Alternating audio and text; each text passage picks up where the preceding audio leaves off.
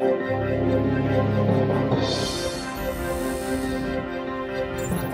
headline stories for tonight. Boston Media House hosted a market day for their students where they were given the opportunity to showcase their business skills. Third-year radio students are preparing for their BMH radio launch at the Boston Media House Arcadia campus. And how Train introduces discounted train and bus fares for BMH students after Boston Media House representatives met with the How Train officials. Good evening and welcome to Boston News Network. I'm Nontsikelelo Sibia, and in our first story for tonight, 2 meter taxis were found burning on the side of the road in Pretoria, Arcadia today. The burning cars were rumored to be in connection with the ongoing taxi war between Uber drivers and meter taxis, a war which recently claimed a life of a TUT student, Siyabonga Ngobo. Mpho has more of your full report. I'm outside the Pretoria Art Museum reporting on the war that has been happening for the past couple of weeks between meter taxi drivers versus the Uber and Taxify drivers. Now, the meter taxi drivers feel that the meter and the Taxify and Uber taxi drivers are taken away from their business. Now, the war has been riddled with violence, and one of the casualties from that violence was a young TUT student, Siyabonga Ngobo, who is studying his final year of sports management, was killed and burnt in his allegedly by the meter taxi drivers. Now, one of the casualties led to the Sunnyside Police Department putting up the trailer behind me as a form of recourse for people that have information on the war and would want to share it with the department. It just makes it much more easier for them. I am Mpho reporting for BNN. Back to studio. And for more information on the story, we have Sergeant Stanley Buikanyo on the line. Sergeant, good evening. What can you tell us about the precautions and solutions that the police have come up with to avoid another innocent life being lost? Good evening, Ziki. Thank you for giving us the opportunity to speak on this matter. The precautions that we have come up with, we have increased security personnel at these areas and we have also spoken to Honorable Minister of Police and Security, Bheki Cele, so that he can give us more resources so that we can avoid this problem going forward. And we are finding and we are doing all we can to find the perpetrators. Okay. All right, and if anyone has any information or queries, where can they get in touch with you?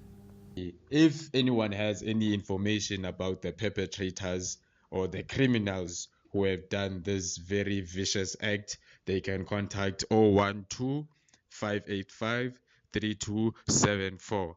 And you can ask for me personally. I'm putting myself out there. You can ask for Sergeant Buikanyo, and because we need to find these people. All right, thank you so much for your time. That was Captain Stanley Buikanyo on the line. And after the break, we have more on your entertainment news. In entertainment news, the legendary politically motivated play Sophia Town was showcased at the State Theatre in celebration of Freedom Month, where a young audience attended in their numbers. Boston Media News reporter Kitumetsi Sengri was there for the event. I'm live at State Theatre, where many people from different parts of South Africa and abroad came to witness the play Sophia Town.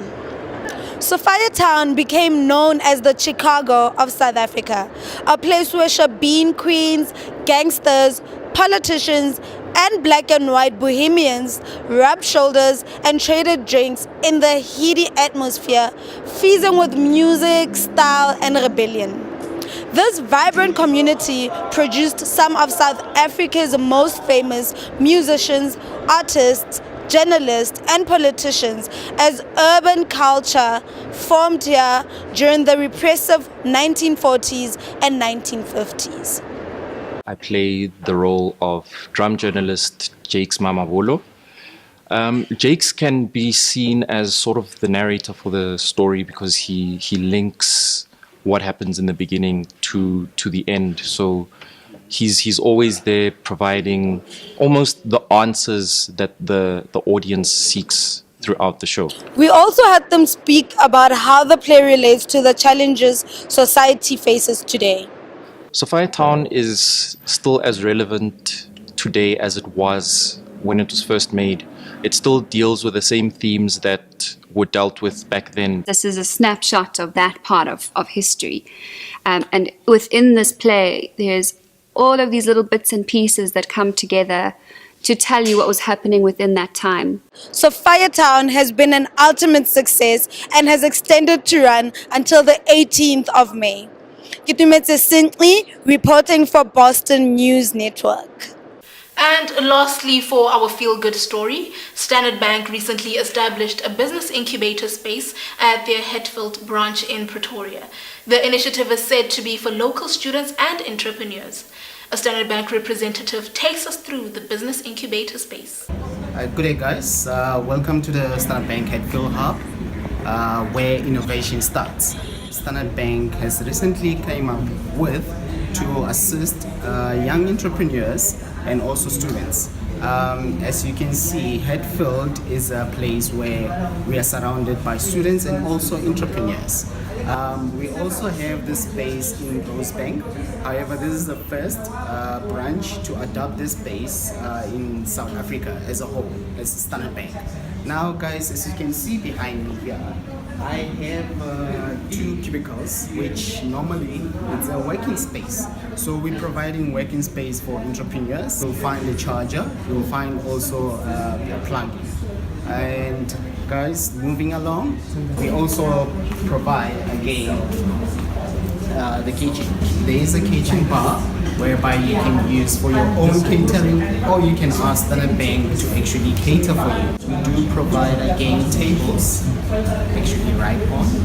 If you are sharing your business ideas, if you're sharing ideas with your peers, or if maybe you're doing a student assignment, you actually divide it into a boardroom, or you can actually make it an open plan for an event also.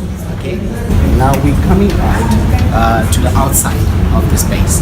You've been working, you're tired, you just need a coffee break, or you need actually a smoking break, or whatever break that you need.